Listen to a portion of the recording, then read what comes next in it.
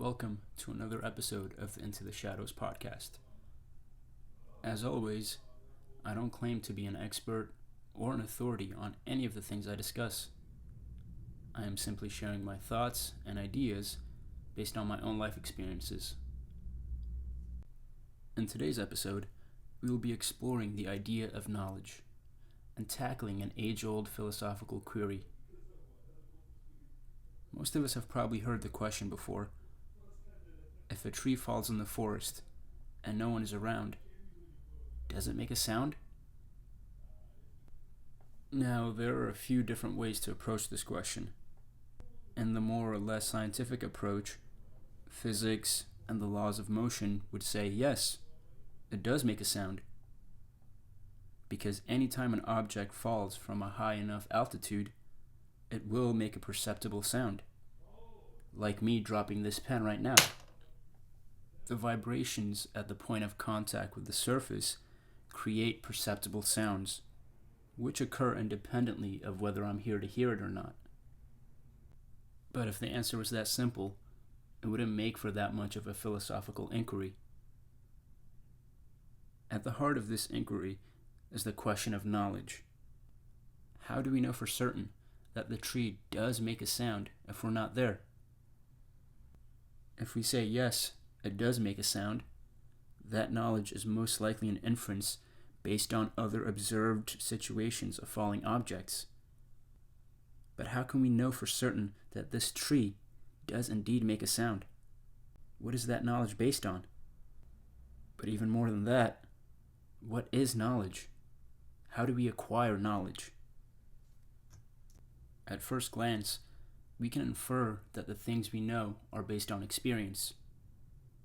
I read this, I studied that, I observed this thing, I listened to that thing, and as a result, I know this thing or that thing. So knowledge seems to be dependent upon experience. But how is experience attained? What tools are utilized to attain experience? When you're cooking, how do you know the food is ready to be eaten? When you're driving, how do you know when to stop and when to go?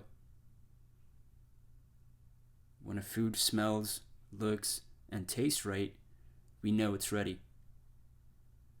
When we see a red light or a green light, we know it means stop or go. In most cases, our knowledge of things seems to be acquired through our sensory experiences.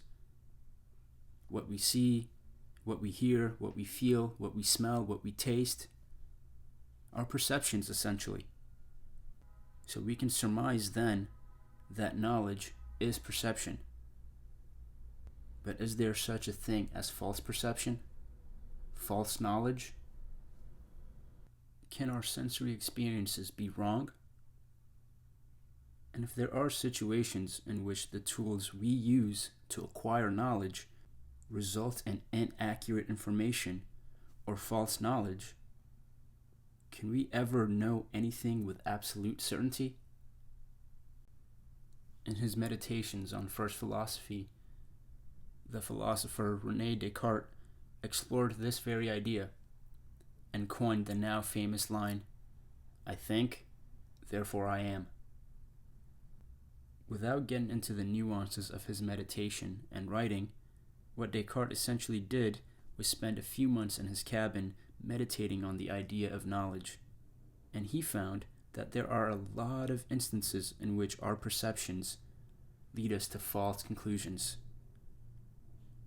We see something from far away and know it to be this thing or that thing, but when it gets closer, it ends up being something else.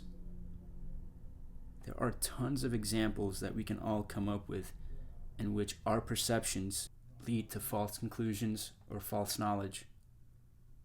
After reaching this point, Descartes explored the idea of absolute knowledge. Since sensory experiences can lead to false perceptions, any knowledge acquired through them can never be absolutely certain. But is there knowledge which can be attained independent of sensory experience? Descartes asserts that once we remove our five senses from the equation, only two facts remain.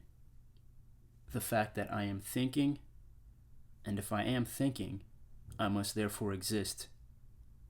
I think, therefore I am. That is the only thing we can know for certain.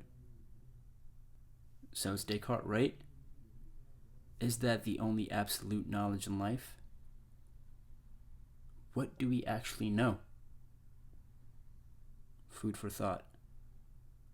And with that, I'll leave you until next time.